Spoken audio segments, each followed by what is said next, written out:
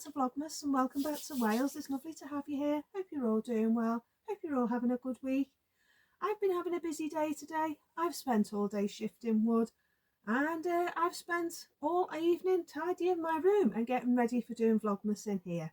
I've decided to evacuate the garden shed because it's far too wet down there. I went in before and it was nearly flooding. All the water's coming in, no idea where it's coming from. So I've decided that instead of freezing down there, I thought I'd bring Vlogmas up here.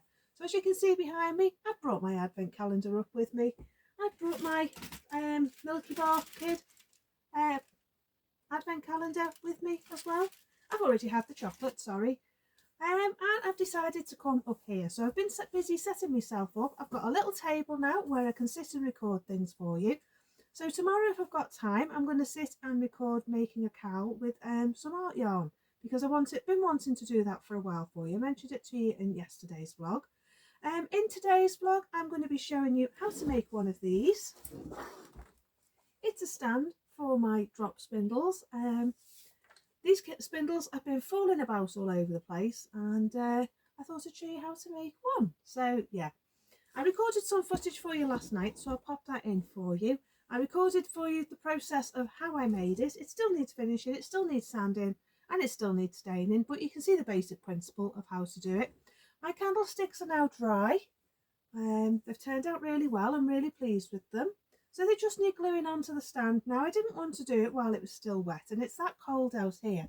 I wanted to make sure it was fully dry. So I'm going to do that tomorrow. I'll glue it all together, and that then can go on the table. I put some tinsel on it. I put some bits of greenery and stuff on it, light the candles, and it'll be ready to go. So it's going to be a seasonal candlestick, I think. Throughout the season, I'll just change what's on it, and I can use it at different times of the year, just as a display in the house. So that's my candlestick. I'm really pleased with how it's turned out. I'll show you it when it's fully finished at Christmas.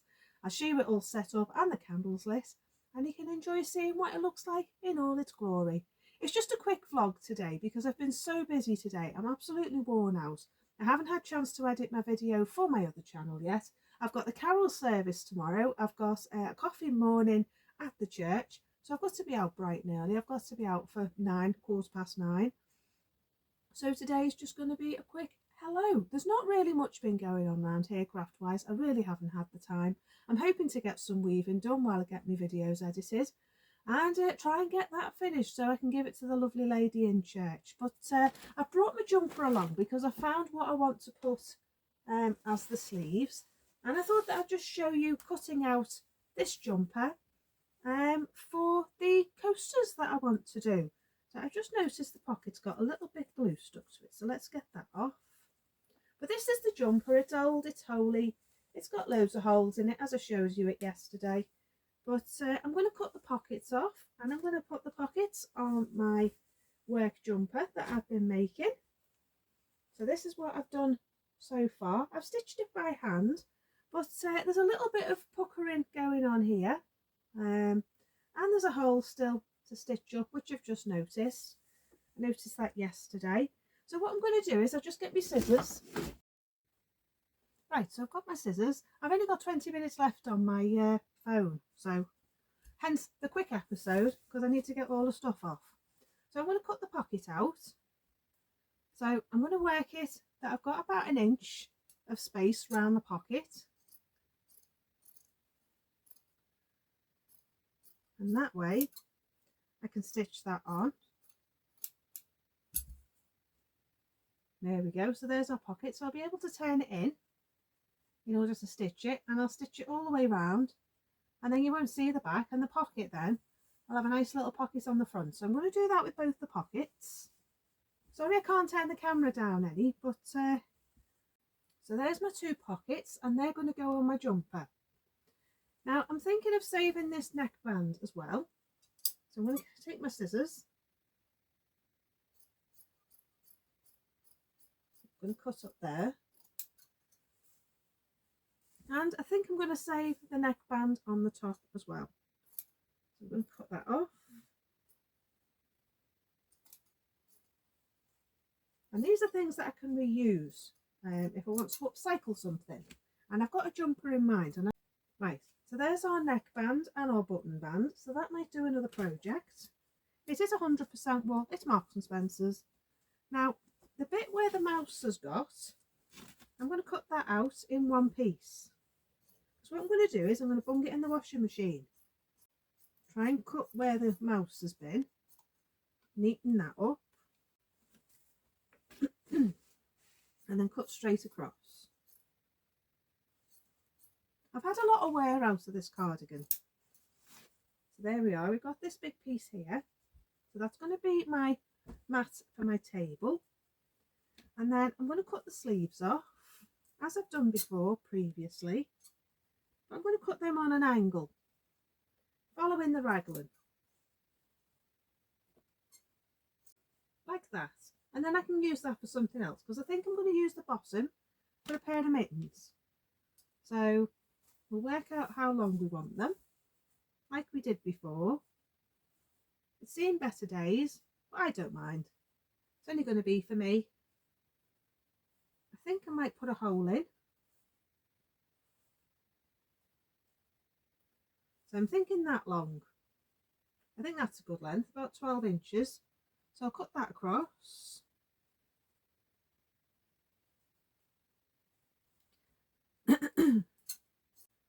That like that. So I'll do the same on the other side. As you can see, there's very little of my jumper left. And we haven't done our coasters yet. I think I might do 4. So I'll go along the raglan again, where the mouse has been. And I'll measure the same again for the other sleeve. Now I'm going to put all this in the washing machine. I don't care if it gets bashed about and gets shrunk and gets felted, because that's exactly what I want. Now, I think this one now is going to be my coasters. So,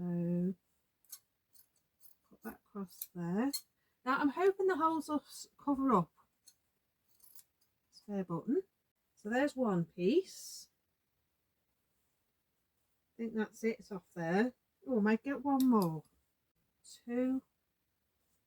I think that's it. I think that's all we're going to get. Right, I think that's it. I think that's all our pieces now. So I've got my pockets for my jumper. I've got my mittens, my 2 sleeves for my mittens. I've got my mat, which I want for my table, for putting all my hot pans and things on. And then I've got enough left for some coasters. So we'll see how we get on in the washing machine. I will wash them. I'm just going to put them in as they are, see how they come out. I'm not bothered.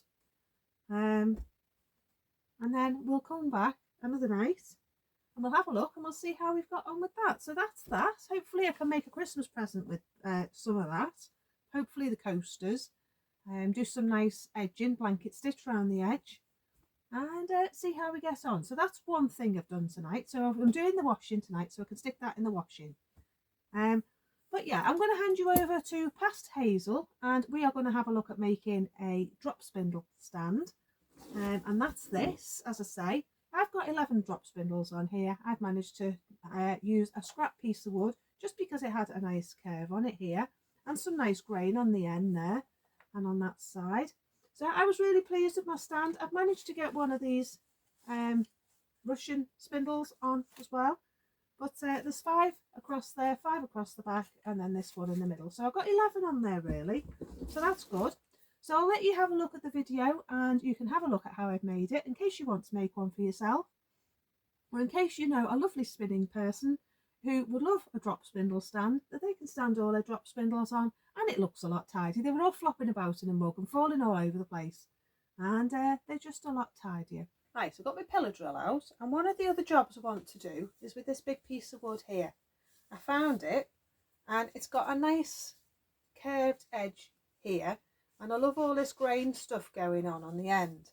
Now, what I thought I would do was, I'm going to have that curved side as the front and at the top, and on the top here I'm going to put holes, because I have a collection of drop spindles, all these, and they're all just clanking around in an old mug, and they're just falling all over the place, and it really gets on my nerves, to be honest with you.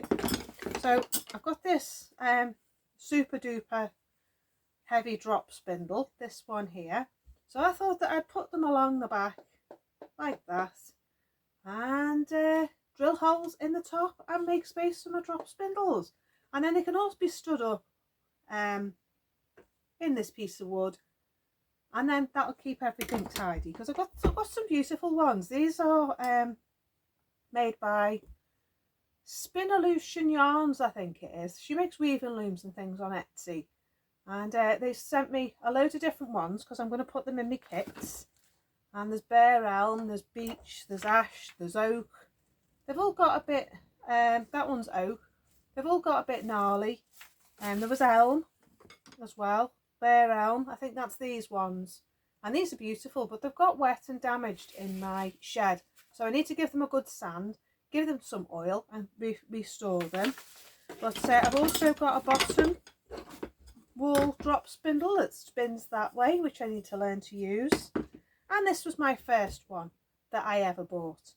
So yeah, so I've got quite a few different drop spindles. So they're going to go on here. It's going to work really well. I've got one that's an odd size, but then all the others are the same size at the bottom. So that's basically going to be what I do. I've done that one. And then my big heavy one will fit there like that. So that's basically what we're going to have. And that's going to house all my drop spindles, and then I can stand them all up. So I'll just make that, and then I'll show you what I'm doing with that. Just a sec.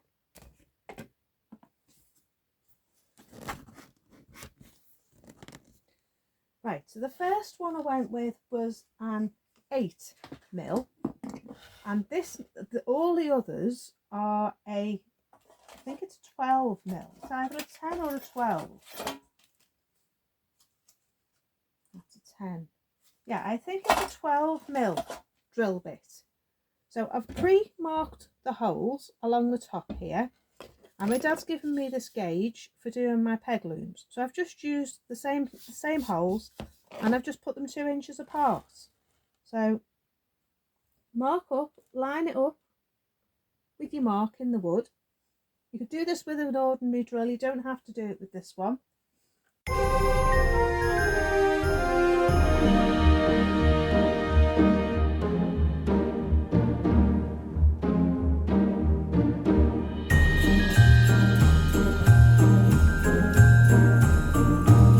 Right, so there's my first row.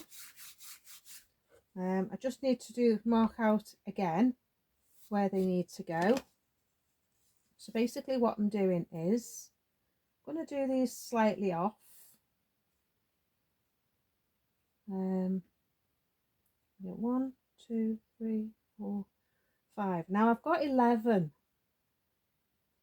I don't think I'm going to get 6 in. Those holes are too big. So I'm just going to go for the 5 again. Just got an old screwdriver just to mark through the holes. 1,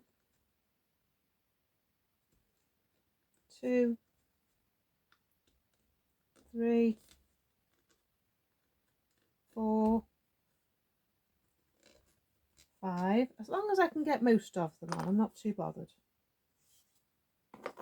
And then I get a pencil and go, where's my lights? 1, there's 1.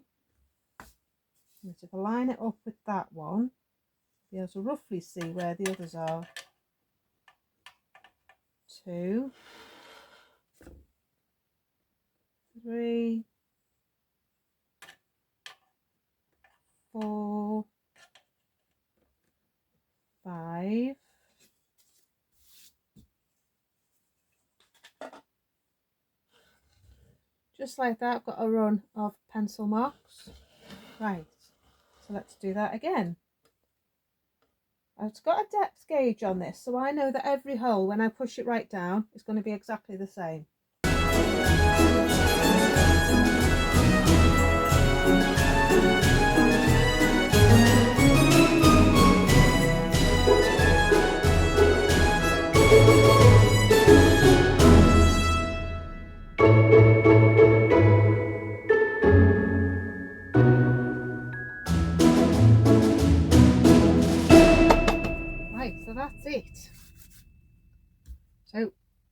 this one with linseed oil, and I am going to give it a sand.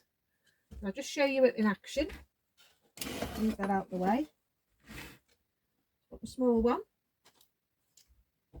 And that one can go there. I've got one of these.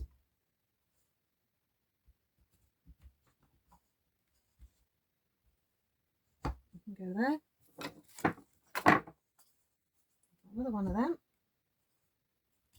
Go there. In fact, go there like that.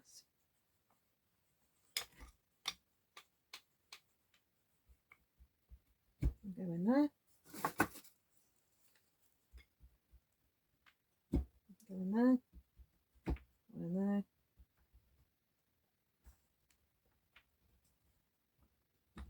One in there. And then my little oak one.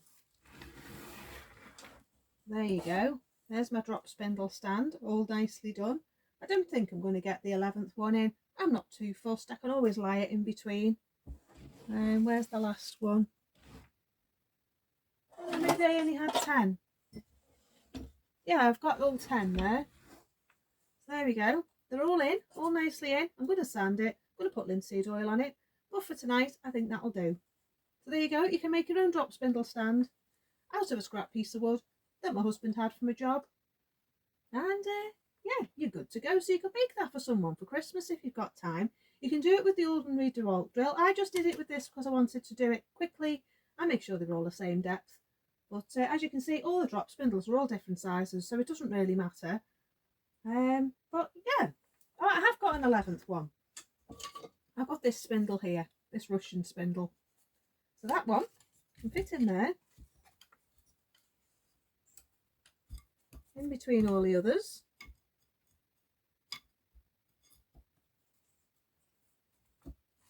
There we go.